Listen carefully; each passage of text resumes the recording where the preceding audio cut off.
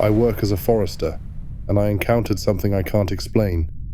I am posting this because I am truly out of options. My employers refuse to take my reports, and have even threatened termination of my contract if I bring these events back to the table again. The local authorities are dismissive, or even worse, accuse me of substance abuse and mental instability. I can't even tell my own family, lest they draw the same conclusions. I wouldn't want to drag them into this anyway. Hopefully, some of you people can help me. At least help me understand what is going on. I have worked as a forester in Appalachia for a logging company that will go unnamed for nearly a decade now. In that time, I have come to love my job, the woods, and the freedom that accompanies both. But things have started to change with my most recent assignment. God, the woods used to feel so safe, so clean. Now I can't stop my hands from shaking when I stand beneath the green canopy. So we're all on the same page. I'll walk you through the field work of my profession. First, the company assigns me a tract of land they have recently acquired. I do some less exciting prep work in the office, satellite imaging, GIS, property analysis, etc. And then I head out into the field. Generally, the sites are pretty far from the offices, requiring multiple hour drives and overnight camping. I bring along some simple camping gear, tape measures, manual clinometer and altimeter, bright neon orange marking spray paint, and my GPS transmitter and marker. All in all, a bunch of technical nonsense that lets me determine the value of trees, which should be logged, and which should be left behind to ensure no permanent damage is done to the forest. Simple enough. It was early morning on September 21st, 2019, when my office desktop pinged that I had an incoming email. Seeing that it was an assignment from corporate, I opened it up and nearly let out a cheer in my cubicle. The tract I had been assigned was a huge patch of old-growth forest located near the Monongahela National Forest in West Virginia. For those of you who don't know, an old-growth forest is a wooded area that has not been disturbed for hundreds of years, allowed to grow and develop in its natural state without intervention by farming, construction, or logging. Many old-growth forests haven't been touched since the settlers arrived, and some even before then. In any case, this was a cause for celebration.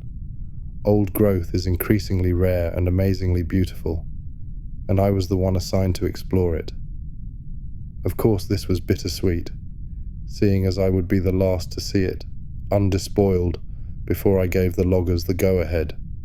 I spent the morning in the office packing my things and loading them into the tiny white Ford Ranger, lovingly nicknamed Piper, that the company had provided to me when I started working for them. She was a rugged little thing, having carried me through the mountains for almost a decade without protest. Of course, she wasn't without her quirks. Crank-operated windows, a rattling tailgate, and an AC that hadn't functioned since 2011. But I loved that tiny little truck. Piper and I set out around noon, making good time on the 4 hours drive through the rugged depths of West Virginia. We arrived at the old trailhead that would deliver me to my tract late into the afternoon. As I strapped my heavy backpack on and locked Piper up for her stay at the edge of the woods, I breathed deeply, taking in the heavy scent of forest earth and the sound of wind and bird song through the treetops. Giving my truck a pat on the hood, I turned and made my way off the country road and onto the narrow dirt track that wound into the woods. The hike to the old growth stand of trees took about an hour of brisk trekking, the path becoming more and more overgrown as I progressed. It was obvious this trail hadn't been consistently used for years, probably decades. Nearly to my destination, I happened across what should have been the first sign that something was not right. An ancient sycamore tree stood in the dead center of the path. Had it been any other species, I would have sidestepped it and kept plugging ahead, but sycamores had always been my favorite trees, so I craned my neck upwards to admire the old beauty. About 12 feet off the ground, twisted and woven through a tangle of white-barked branches, was the decomposing skeleton of a deer, scraps of rotting fur and mummified tendons the only things holding the carcass together as it dangled from the tree. I gasped and stepped back from the initial shock, the staring skeletal visage of an old deer being the last thing I had expected to see. My first thought was that a mountain lion or similar predator had hauled the animal up there to feast upon. Carnivores like that were pretty rare in the area, but I had guessed it wasn't entirely out of the question. But my confusion spiked, and the rumblings of dread gestated in my gut when I looked just a little bit closer.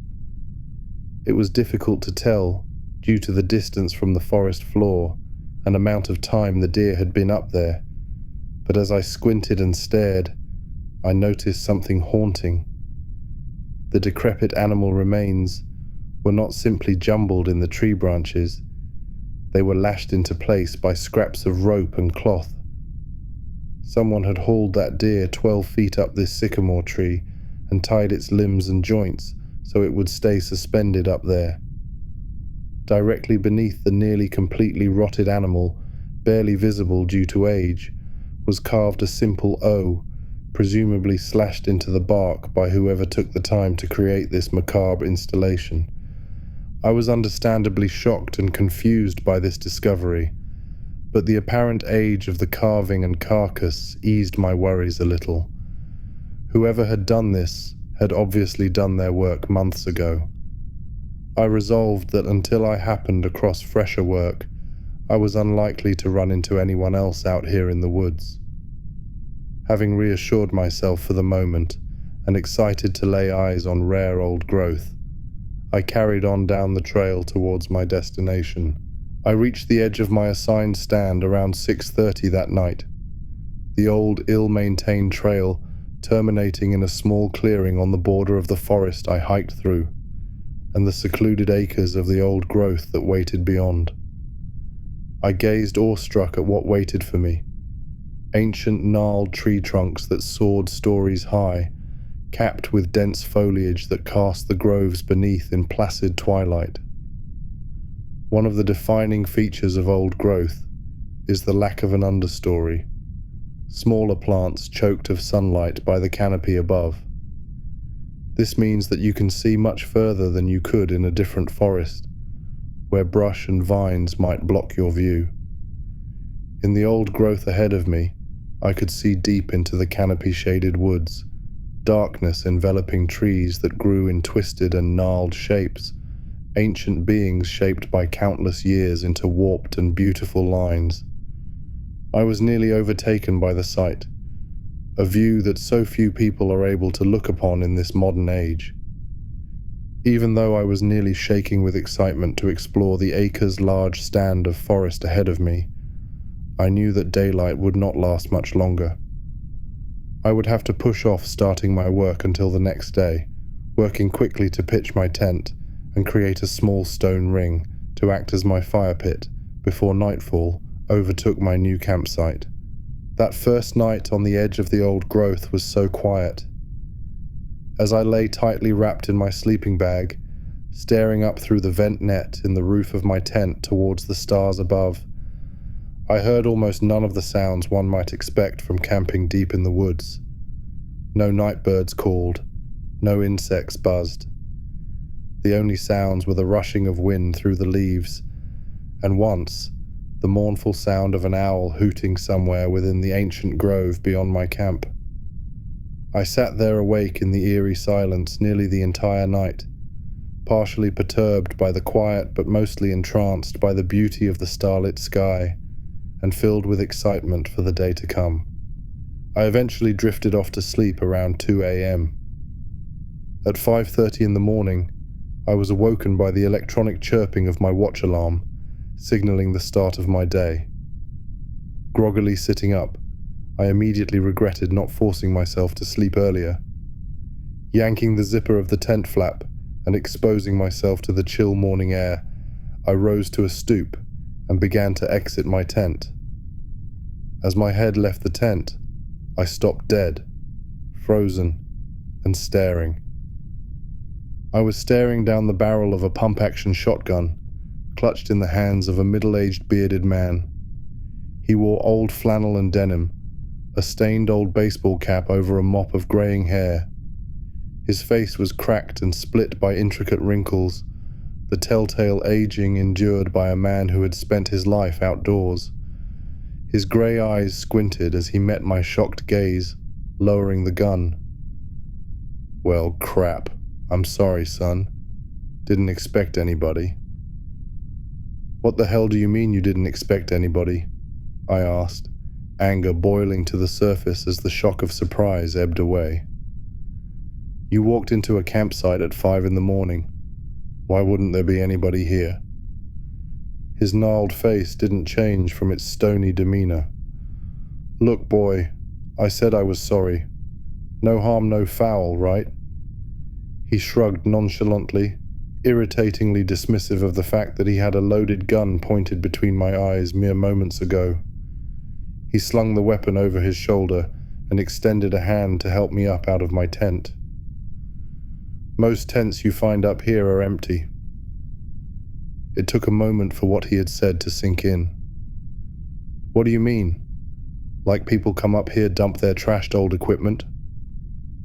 Disappointment began to brew as the thought of the old growth filled with trash entered my mind.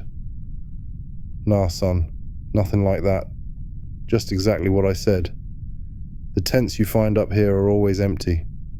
The name's Randy Davidson. This plot belonged to my grandpa, and his grandpa before him." His West Virginia drawl was thick and slow as he gestured towards the old growth stand. "Before Grandpa sold it to the National Forest folks, eminent domain and whatnot." I furrowed my brow. Not only had I had the shock of my life less than a minute ago, now I was listening to the family history of some Appalachian backwater hick. My patience grew thin.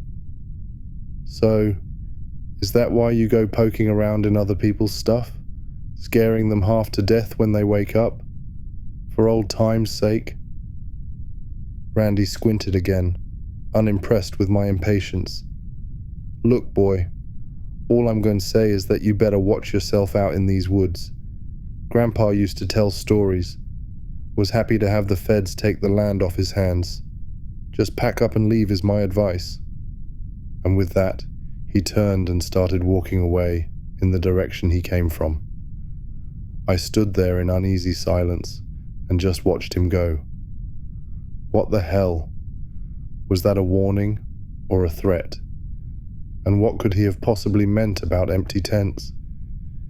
His message had surprised and confused me as much as his sudden appearance in my camp. The early morning light grew brighter, and the mist that clung to the ground burned away as I gathered my things and prepared for my first foray into the old growth stand. I nearly inhaled my breakfast, excited to start my work. Then, pack filled and secured, I stepped beyond the edge of the grove. The old growth was breathtaking. Ancient gnarled trees surrounded me as I walked, dark twisting shapes disappearing into the shadowy canopy high above. No underbrush cluttered the ground, just stoic old boulders and thick sheets of soggy moss. The dense cover of leaves above cast the entire huge stand in the eerie pall of cool shade. The heavy earthy scent of loamy earth and wet wood filled my nose and lungs. Pristine silence filled the forest. I set to work immediately, invigorated by my utterly gorgeous surroundings. The noise I made was the only sound to echo through the ancient woods around me, joining the quiet wind in the leaves above. I identified species, measured trunk diameters, calculated height and slope, judged quality timber from trees best left standing. God damn, I had thought to myself. Almost all of these trees were worth thousands of dollars in timber as individuals. This stand of old growth alone would likely net the company over $1 million after harvest. How in hell had this place not been logged yet? With a metallic rattle and aerosol hiss, I marked the trees that would be harvested with my flagging paint. With the forest floor so clear of undergrowth, the bright orange X's I sprayed on the tree trunks could be seen in the distance in every direction, looming out of the darkness in their obviously unnatural neon hue. It felt strange to be painting this place, so long left beyond the reach of humanity. It was after 4 p.m., and I was finishing up the last sections of the stand I had decided to work on today. There was a small, low valley near the center of the old growth, edged by mossy boulders and muddy slopes. I had nearly finished marking the chosen trees in the valley when I came across something hauntingly strange. As I rounded the massive trunk of a beautiful old red oak, I saw it. Sitting in the middle of a tiny clearing, shaded by the dark leaves above, was the rusted hulk of an old RV. The paint was chipped and peeled away almost to the point of non-existence, though there was still enough left to make out the classic script of Winnebago. The tires were flat, flaccid sacks of rubber draped over rusted hubcaps. Moss grew over the windows of the abandoned vehicle, at least where the glass hadn't shattered and dropped away. The side door hung limply open on failing hinges, revealing nothing but inky darkness inside. I slowly approached the derelict, wet moss and leaves squelching under my boots. How did this thing get down here? There's no way it could have been driven down the steep slopes of the valley, and there weren't any signs that it had fallen or crashed down here. Besides the ravages of time, the old RV seemed undamaged. I stepped within a few feet of the Winnebago's open door. I fumbled through my backpack and produced my flashlight, noticing that the vehicle was ringed by a thick layer of heavy grey mud. Spurred by curiosity, I clicked my flashlight on and stepped on board the ruined RV through the broken door. As I did so, the entire vehicle let out a wretched moan as rusted springs shifted for the first time in what had likely been decades. I threw a glance back over my shoulder into the forest, suddenly feeling watched. All I noticed through the forest gloom were the neon orange X's I had painted on the trees, pointed at haphazard angles and partially hidden by gnarled trunks. The interior of the RV was dark as night, even with the gloomy daylight filtering through some small sections of broken windows. The stark white beam of my flashlight cut through the blackness, a circle of vision too small for comfort. Something felt off the moment I was inside. The cabin of the vehicle was almost empty, driver and passenger seats devoured down to the metal frames by generations of vermin. Crusty lichen encased the steering column. The cup holders held 2 old metal thermoses, the words "Number 1 Dad" and "Number 1 Mom" just barely visible through the years of sylvan filth that had accumulated upon them. I turned to face the main living space of the old wreck, silence thick on the air and only cut through by the agonized creaks of the mouldering floor beneath me. The built-in couch here had suffered the same fate as the cabin seats, devoured by rats and insects searching for a nest. Cupboards hung open near the low ceiling, cardboard boxes of food within reduced to pulp and slurry by years of exposure. I shone my needle of light across the room, noticing the narrow door at the rear. It hung barely ajar, a crack of darkness presumably leading to the RV's bedroom. As I stepped closer, the stench of mildew and wet dirt grew almost overpowering. With a groan of rusty hinges, I pushed the door open. My blood ran cold as my flashlight beam settled on what waited beyond the doorway. Shocked, my breaths came quick and shallow as I took in the sight. The room held a bed, mattress and blankets, untouched by foraging pests, but stained a deep black brown by mold and God knows what else. Upon the bed was a heap of clothing, gathered from the suitcases, haphazardly left to rot on the floor around the bed. The clothes were stained the same foul shade as the mattress. I could make out at least 4 distinct sizes of clothing in the pile, 2 adults and 2 children. The stink of rotting vegetation was unimaginable. My hands shook, bobbing my light as they did so, as I gazed at the top of the pile. Atop the wet heap of mouldy old clothing was the dripping carcass of a deer, limbs broken and twisted at unnatural angles to allow the decaying thing to be propped in a pose like a man sitting cross-legged. Its head was bowed towards me, what was left of the meat blackened by rot and sloughing from its skull beneath lichen-coated antlers. Its eyes had long since liquefied, dripping down its cheeks in curdled rivulets and leaving empty black sockets to stare into the dark. The cluster of mossy and scattered bones by the headboard revealed that this was merely the most recent animal left here, the next in a long line of slaughtered deer propped up in this macabre. Despite the dribbling animal wreckage before me, there was no smell of rotting meat, just the singularly wretched and overpowering odor of composting vegetation and decomposing fungus. Acrid vomit filled my mouth and sinuses, and I bolted for the door behind me. As I stuck my head and shoulders outside and prepared to retch, my eyes laid upon fresh horror. The bright orange of my marking paint sprayed at haphazard and dissonant angles as I had wandered the valley, all faced towards me in uniform stares. Every X I had painted down here looked towards me, neon color cutting through the forest gloom like electric eyes. The remainder of the food left my stomach, replaced by ice water as I lurched forward and vomited messily upon the mossy ground. Leaning from inside the RV, body shaking with confusion and terror, I hung my head and wiped the bitter puke from my mouth and tears from my eyes. The smell of rotting wood still clogged my nostrils. I stared at the splatter of fresh vomit below me, attempting to comprehend what I was looking at. The steaming bile was collecting in a footprint in the sticky grey mud. My shaky breath rattled in my lungs as I stared. It was unmistakable. Fresh tracks marred the mud that surrounded the derelict RV, a complete circle that stalked around the vehicle. They were deep, pressed into the muck by something big and heavy. The tracks took the shape of half of a human foot, the long toes and forefoot evident like the tracks of someone walking barefoot and tiptoeing. Jesus Christ, even the partial footprints were bigger than the tracks I had left.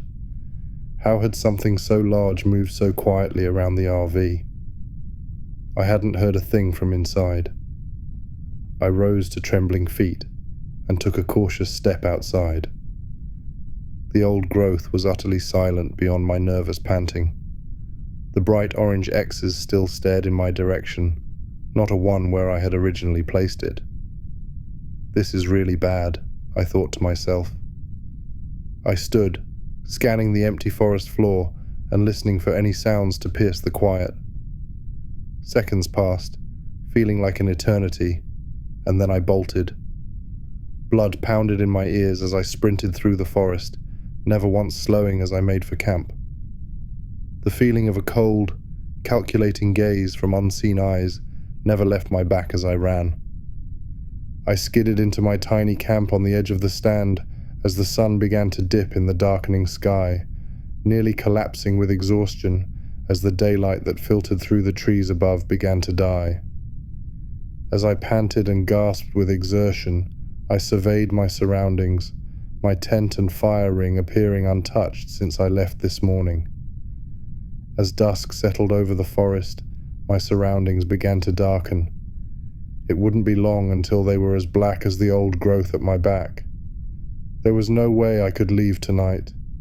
Even if I wasn't petrified to be out in the dark, there wasn't a chance in hell I could find my way back to Piper through black and unfamiliar woods. My mind raced as daylight failed around me. Do I set a fire? and hope light and flame keeps whatever was out here at bay? Or do I sit in the darkness and pray that I stay hidden in a shadowy and silent camp? There were no good options. My bowels knotted inside me as I fought to keep panic from setting in. Eventually, the primal instincts of my cave-dwelling ancestors kicked in. Fire was the one tool that had always served our kind against the darkness and the things that lurked within it.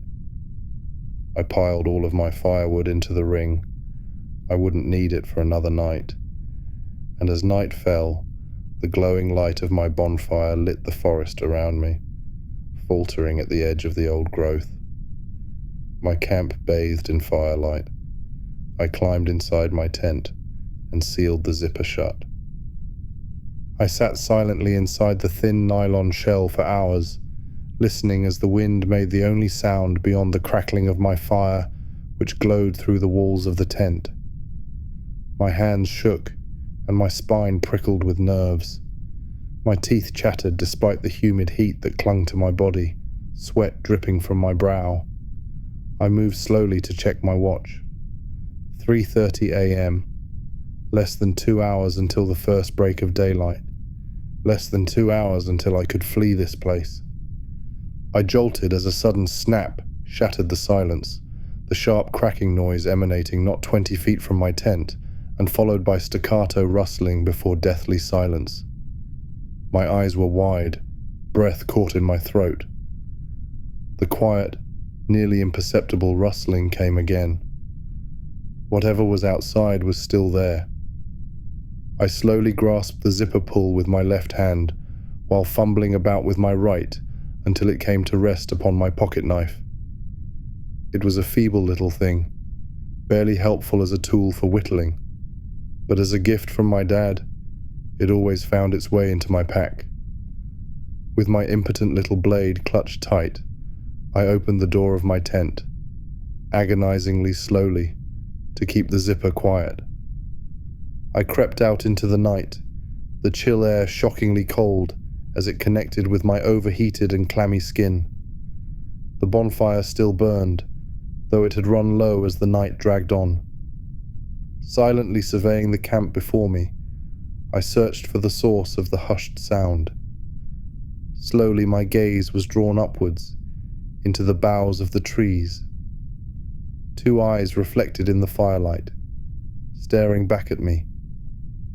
Shock gripped my heart, and it took all of my willpower not to exclaim with fear and surprise.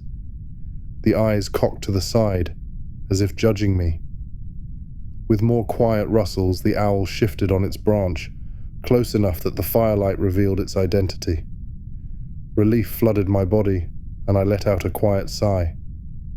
Then true terror overtook me as I noticed the huge shape in my peripheral vision. I slowly turned my head, tears welling up in my eyes. It sat waiting on its haunches barely 6 feet away from me, dimly lit by the embers of the slowly dying fire. At first I thought it was a huge man, a giant living in the woods, but this thing was no human, never could have been. It sat nearly curled in a fetal ball, long arms clasped to scrawny legs and shoulders hunched. Completely naked, its humanoid form was covered in greasy, pale skin, stretched taut over knobby bones and joints. Black-grey veins pulsed beneath its thin flesh. The thing's elongated arms and legs were triple-jointed, digitigrade like the hind legs of a repulsively malnourished and hairless goat. Its arms ended in hands each bearing 6 long and twitching fingers tipped with ragged and blackened nails. Its legs terminated in feet that may have been human, if they were not twisted and deformed to allow the thing to walk on its mud and filth-caked toes. It carried an unbearable stench of fungus and compost. But most horrible of all was its face. Atop its spindly neck rested the thing's gaunt head, oily and pale skin, reflecting the guttering flames in the fire pit. Its nose and chin were hideously long and crooked, not unlike the jagged and pointed features stereotypical of ancient witches. Its mouth was wide and lipless, flesh pulled back to reveal black gums and long, blunted teeth that looked as if they had been taken from a human jaw and stretched cartoonishly to fit this horror's skull. Though it had no eyes, it stared intently at the owl in the tree. Not eyeless. The twisted and hulking creature crouched beside me slowly turned its head to face me. Barely visible, white orbs rolled and twitched in sunken eye sockets, bulging underneath a pallid and thin membrane of flesh. The horror stared silently at me before raising a single finger to its lipless and drooling teeth. It let out a quiet, gurgling breath. Shh! Panic set my body ablaze. I scrambled to my feet, dropping my tiny pocket knife into the mud. The owl let out a shrieking protest as it took flight, spooked by my sudden movement. As I stumbled backwards, starting my sprint into the pitch-black forest, the thing rose to its feet on tri-jointed legs. Good God, the thing had to have been at least 7 feet tall, but its body moved without making a sound. As I turned and ran, it let out a hideous gasping screech, a sound laden with ancient hate. I didn't look back, dashing through the underbrush away from the old growth and leaving an empty tent to join the others Randy had found. I don't know if it followed me. It was so big, but it moved so silently. As I ran, I didn't see it, didn't hear it, but the feeling of its gaze never left me. I ran blindly in the dark, whipping branches and bramble thorns, slashing my face and hands, seemingly to ribbons. Blood and sweat drenched me, pooling in my hiking boots. I don't know how long I ran. At some point, I must have collapsed with exhaustion, blacking out in the depths of the forest. I woke up in the glaring shine of daylight, filtering down onto my face through the trees. My face and hands were caked with blood and dirt. At least 2 of my fingers were broken, or at least dislocated. Rising on shaking legs, I began my blind trek into the unfamiliar woods around me, hopelessly lost. I walked for hours, likely wandering in circles. My face and hands ached with dull, pulsing pain. The skin of my chest itched and burned underneath my shirt. Finally, I stumbled onto the forest trail, old and ill-maintained. I couldn't believe my luck. I had resigned myself to being lost, dying alone, and hunted deep in unsettled Appalachia. Tears welled up as I hurriedly limped down the path, and I nearly shouted with elation when Piper came into view.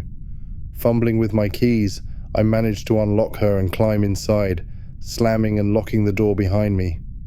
As I fired the ignition and the truck started up, the burning on my chest intensified, an awful itching sensation. Grimacing, I quickly set about undoing the buttons of my shirt to see what the cause of my discomfort was.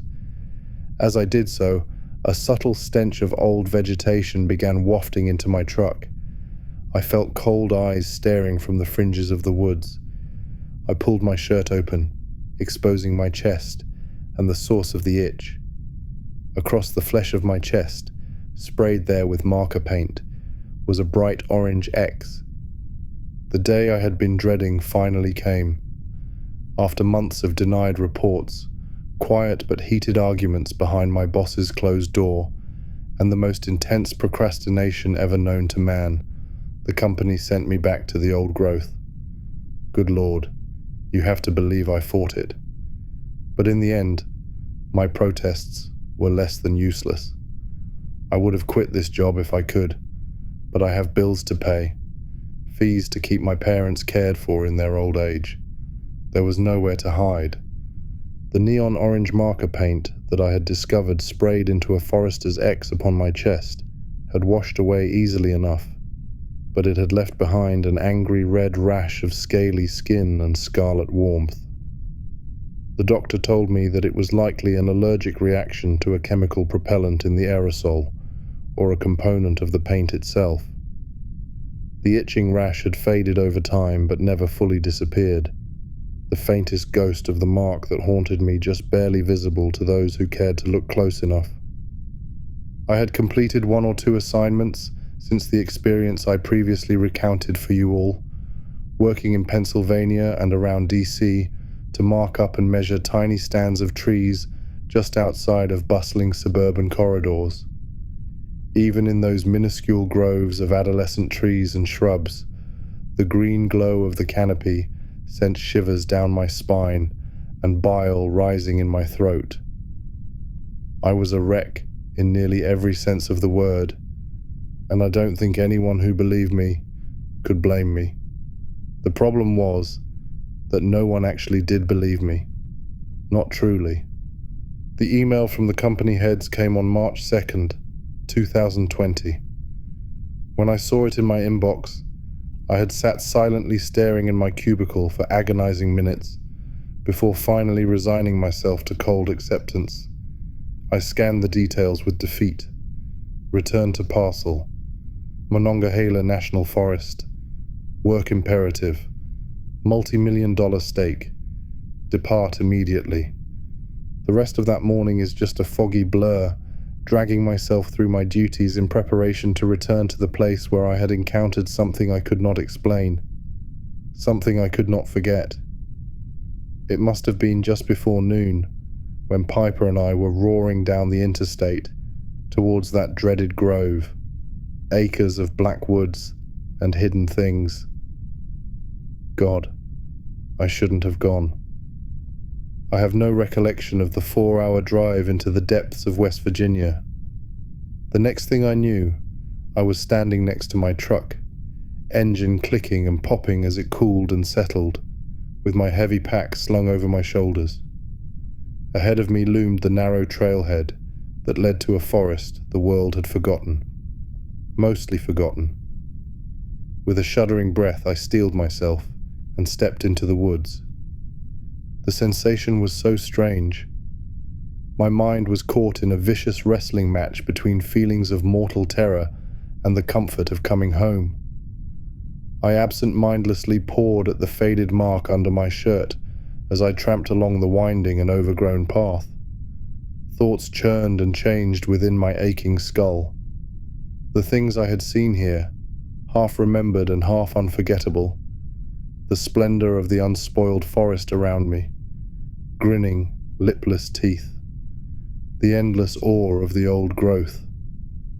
I walked in a daze like man towards the gallows, or perhaps towards a holy reliquary.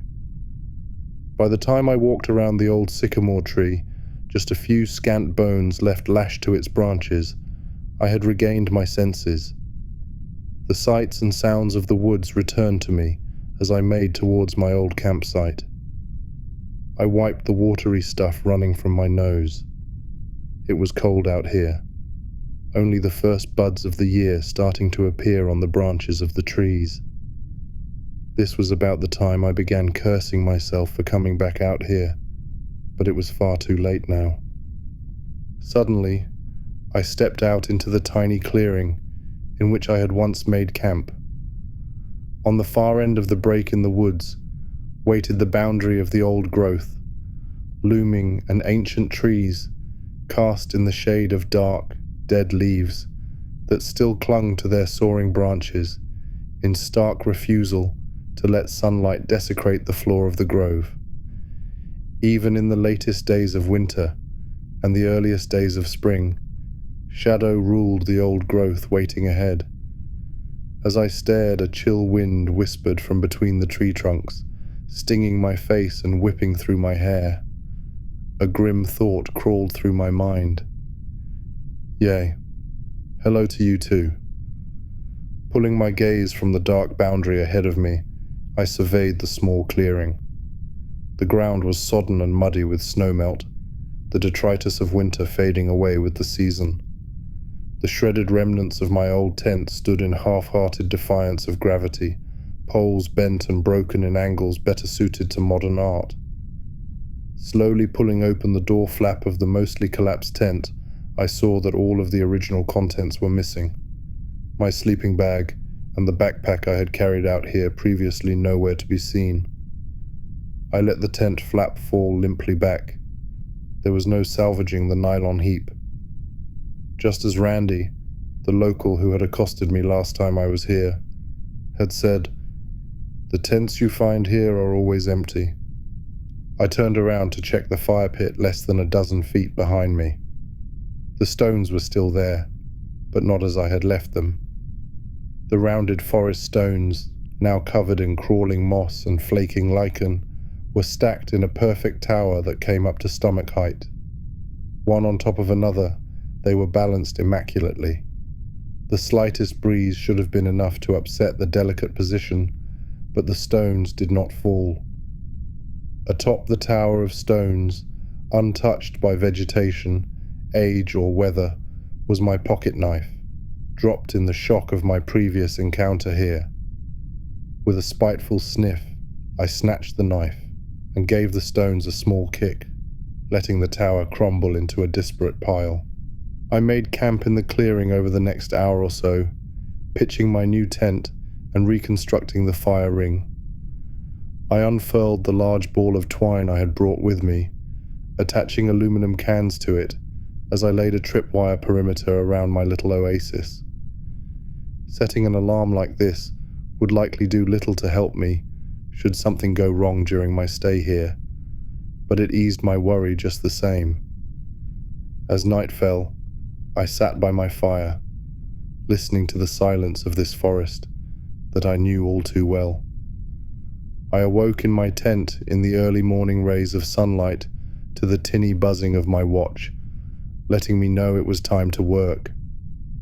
I went through my morning routine, had my breakfast, threw my backpack on, stepped over my tripwire, and marched as stoically as I could muster across the clearing towards the waiting old growth. As I quietly stepped across the mossy floor of the darkened grove, I noticed one thing. My work was gone.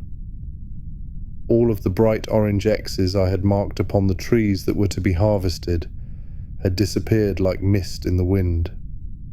That paint was designed to last as long as logging projects may drag on, sometimes years, and I had sprayed it here barely 6 months ago, and now it was all gone. The bark of the trees, barren of paint and gnarled and blackened by hundreds of years, mocked me. Gritting my teeth, I began to work. I toiled for hours that day in the chilly March weather, the ancient forest around me silent beyond the sounds of my work. Measuring, mapping, marking, I went through my tasks quickly and robotically, never once shaking the undeniable sensation of cold eyes on my back. Maybe my fear made me more perceptive, or maybe the forest and what waited within it simply chose to show me more than it had before. Whatever the case, I saw things. Rare sights that punctuated the hours within the stand. Animal bones lashed to and dangling from branches that towered over the muddy ground. A bright yellow hunter's cap, soaked with water and stuffed into a gap between boulders. The rusted lower frame and wheels of an old-fashioned baby carriage. A tangled pile of twine and aluminum cans, new and untouched by age or weather. There was less than an hour of daylight left as I finished up my first day of work. I rounded the thick trunk of a massive honey locust, stinging odor of marker paint still wafting from the fresh X I had marked there. Beyond the old tree was a steep forest pothole, perhaps a sinkhole that had collapsed thousands of years ago. It dropped barely 5 feet down, and maybe 10 feet across. Drawn by some strange human curiosity, I peered over the edge. The sides of the shallow pit were choked with thick roots and sheets of moss, creating a coiled mass of wet vegetation that snaked downwards, dangling into the murky foot and a half of rainwater and snowmelt that collected at the bottom of the wide hole. The smell of stagnant water and something far worse rose up to meet my running nose, causing me to recoil and gag at the stench. My mouth went dry, and a shiver ran down my spine as I gazed upon what floated in the pit below. Fur matted with oozing mud and rotting mold clung to bloated meat, which split at joints and folds under the pressures of corpse gas. Skin flensed away from limbs and extremities revealed the darkened and spongy remnants of exposed bone, soaked through with the stinking and stagnant water that filled the pool. A single clouded and milky white eye stared up at me from a face turned aside, suspended in clear sludge that clotted in the socket of a skull barely held together by rotten ribbons of tendon and cartilage. The horrid carcass had at one point been a large dog, perhaps a German shepherd, judging from the scattered patches of fur that remained. Strapped across the dog's hollow and collapsing ribcage was the old backpack I had left behind the first time I came to the old growth. The sharp sound of a snapping twig came from behind me, and I whirled to face the noise, sudden shock gripping my racing heart. A man stood there, wrinkled and weather-beaten face below a stained old cap. I recognized Randy Davidson a split second before he spoke. "Well, I'll be damned," he drawled, recognition sparking in eyes as grey as his hair. The remnants of the rash on my chest throbbed dully. "It's you again. What the hell are you doing back out here?" His question was suddenly cut short as a massive pale shape lunged from the growing shadows around us, the hulking white thing moving soundlessly as it slammed Randy into the muddy ground. He let out a pained gasp as the air was knocked from his lungs. With inhuman speed it whipped around to face me, and blood ran cold as I laid eyes on its all-too-familiar lipless grin and greasy flesh. The stench of rotting moss wafted over me. Pale orbs rolled and twitched in their membrane-covered sockets as the horror stuck at me, a single triple-jointed arm lashing out and bashing into my chest. The thing hit with the strength of a feral beast, bolts of pain shooting through my chest as I felt my sternum pop. The lightning-fast blow sent me skidding and stumbling backwards, the sensation of weightlessness overtaking me as I tumbled down into the pit at my back. I was still attempting to suck in air in response to the creature's painful strike when I hit the water, fetid and stinking liquid, rushing into my mouth and throat. I had landed almost directly onto the carcass of the dog. The floating mass of rotten meat and fur all but dissolved as I passed through it, clouding the already foul and murky water with disintegrating particulates of decomposing animal, which stuck to my teeth as I thrashed in the murk. I lurched upwards out of the shallow pool, alternately gasping for air and vomiting bile and rainwater corrupted by rot. Blood laced with adrenaline roared in my ears. I could hear the sounds of desperate struggle above, crashing branches and splattering mud, accompanied by Randy's screams of pain and terror. I scabbled at the slick moss and roots around me, desperately attempting to haul myself the short distance out of the stinking pit. Slipping on wet vegetation and collapsing mud, I managed to drag my head and shoulders above the lip of the old sinkhole. I saw Randy struggling against the pale thing that stalked the old growth, pinned to the churned ground with its drooling mouth and long hooked nose mere inches from his face. He clenched his fists and kicked his legs impotently as it pressed him down into the damp forest floor. I watched on in horror as the thing craned its neck downwards with an almost serpentine sway, joints creaking in its spine as it did so.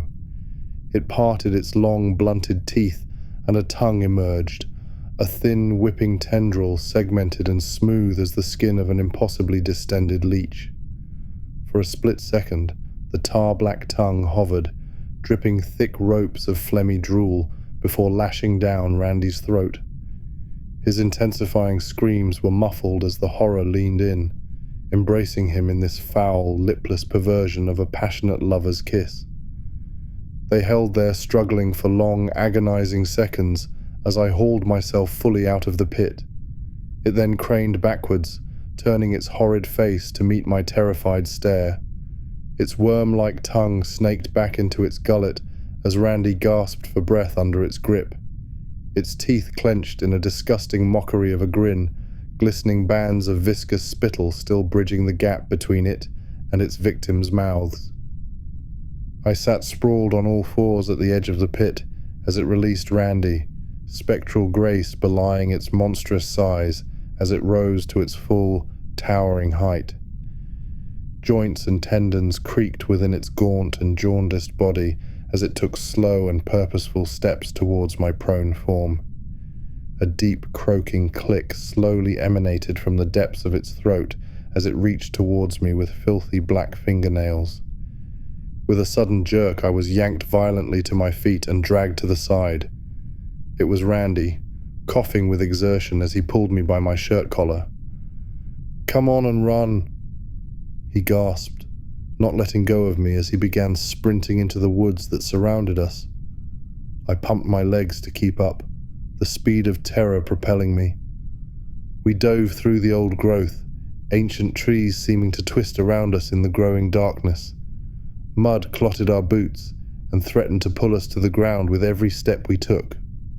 I followed Randy, hoping to God he had a destination and was not simply running into the woods in a panic. Looking over my shoulder, I could not see the thing following us, but I could hear it somewhere in the gloom as it laughed and called, noises like the hellish fusion of a squealing pig and cackling lunatic. I don't know how long we fled into the deepening night. The sun had disappeared completely by the time we stopped, panting for breath and nervously eyeing the woods around us. Randy, keeled over with his hands on his knees, gave a short grunt and waved a finger past me. I turned to check what he was pointing at and saw a dark shape looming out of the darkness, the squat and blocky bulk of a lightless cabin. I helped Randy towards the structure as he fumbled around in his pockets, producing a jangling and heavily laden keyring. He seemed sluggish, as if the run had taken a steep toll on his body. We crossed the creaking porch with haste. The cabin was a plain thing of log timbers, beaten and drained by weather and age until they were desiccated and grey. I stared grimly at the old wooden door, which bore a crude and obviously recent carving of an X. Randy shoved an old-fashioned iron key into the lock and shoved the door open, hurrying inside. I followed. Randy fumbled ahead of me in the darkness, rattling objects which I could not see. I heard the telltale rasping of a lighter, followed by the flash of the flint. Then, after excruciating seconds, the flickering glow of a tiny fire sent dancing illumination to weakly fill the space around us. The cabin was tiny, one room of maybe 15 feet on each side. A small cast-iron stove, choked beyond usefulness by thick layers of rust, with an old pile of firewood at its side, stood at my right. Directly ahead was a square table on which rested an eclectic gathering of woodworking tools and dining utensils in haphazard stacks, as well as the flickering candle that Randy had lit. 2 stools waited tucked underneath the table's lip. At the back of the room was a simple bed, sheets stretched across its lumpy mattress, almost entirely eaten by moths and mice. Small glass-paned windows glinted in the candlelight. Everything was drenched in dust and the smell of mildew, obviously untouched for years. Randy lurched past me, slamming the door shut and ramming the deadbolt closed. As he moved close to me, I could smell foul sweat dripping from his pores.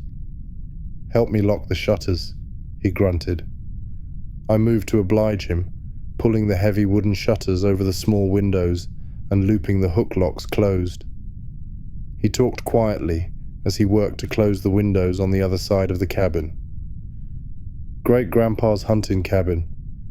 Came out here once or twice when I was a kid with my old man to check on the property after Grandpa sold it off." He paused to expel a hacking cough. Lucky I even remembered where it was. I glanced over my shoulder as I moved to the final window on my side of the room. "Randy, what the hell is that thing?" "Your guess is as good as mine. I ain't ever seen anything like that before in my life." I heard him take a shaky breath. "My granddad used to say something wasn't right with these woods. would tell us things. My old man would tell him off for spinning ghost stories. Christ. Well, what do we do now? I should never have come back. The hinges creaked as I forced the shutters up against the window. Yeah, maybe you shouldn't have. Randy trailed off as he struggled with his own window behind me. Randy? I probed as silence began to grow. As I slowly turned to see the cause of the quiet, a foul sound and stench assaulted my senses. A wet, rumbling expulsion of gas and a viscous splattering upon the ground, and the burning odor of sickness and sulfur brought stinging tears to my eyes. Jesus Christ, Randy, are you kidding me? The angry words caught in my throat as I whirled around to face him. Randy stood facing me, shivering in place. His face, gaunt and pale, streamed with sweat and tears, which ran and pooled in the deep wrinkles of his skin. Dark circles, the deep purple of an old bruise, had formed under his eyes, which stared blankly ahead, pooling with liquid and glassy like those of a dead animal. His nose and lips dribbled with spit and mucus. Foul sludge ran from his pant legs to pool around his boots. It was as black as tar and watery, with clots of solids the color and consistency of old boiled coffee grounds. The smell was unbelievably horrid. Randy parted clammy lips and whispered a quiet, "Well, damn," before collapsing to the ground in a pool of his own sickness, sliding down the old timbers to lay sprawled against the cabin wall. Gagging and fighting back panic, I rushed to his side. He rolled his head weakly to face me, the drool dripping from his lips beginning to run as black as the stuff that gathered underneath him. Oh my God. Randy, what's happening? I took his sweat-drenched hand in my own.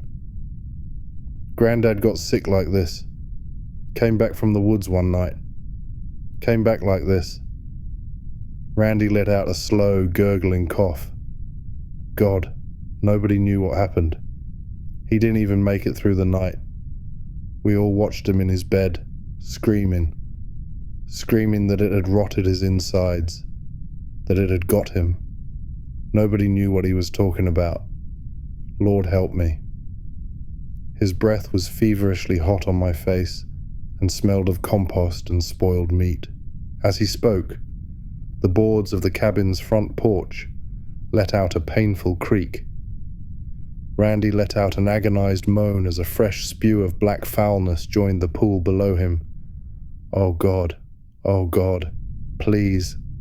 Spittle as dark as pitch ran freely from his mouth now.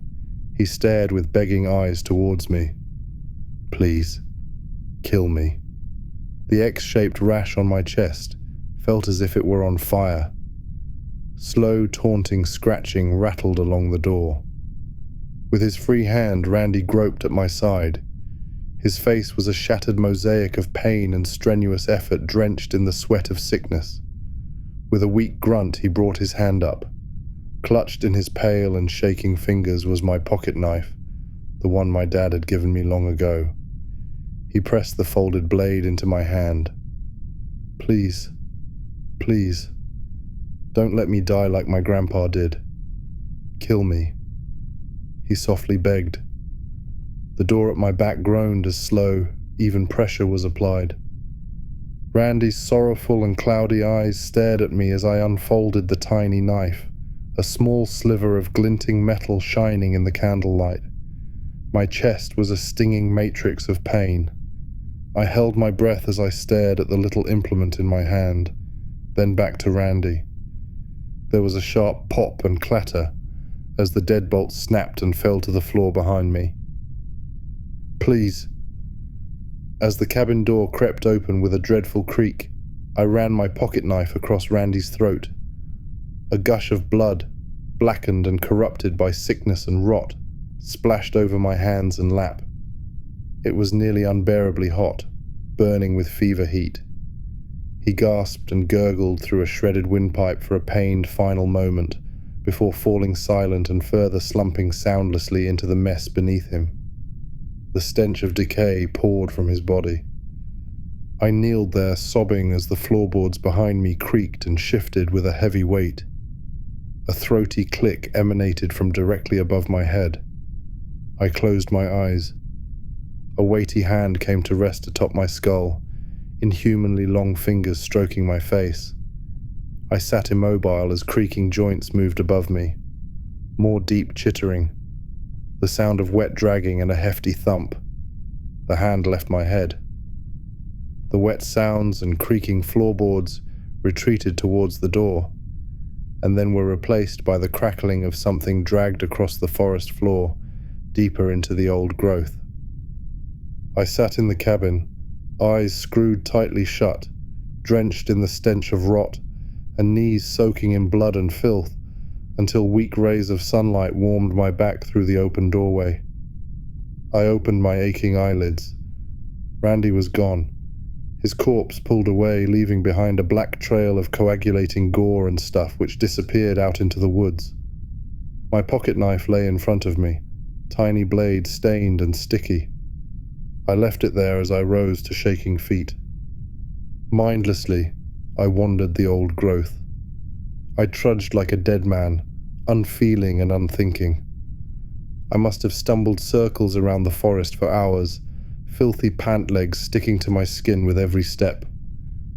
In the end, I found myself staring at my truck, my faithful old Piper, through bleary eyes. On the stark white paint of her hood, smeared in rotten black gore, was a huge Forester's X. A squealing cackle echoed somewhere in the distant woods.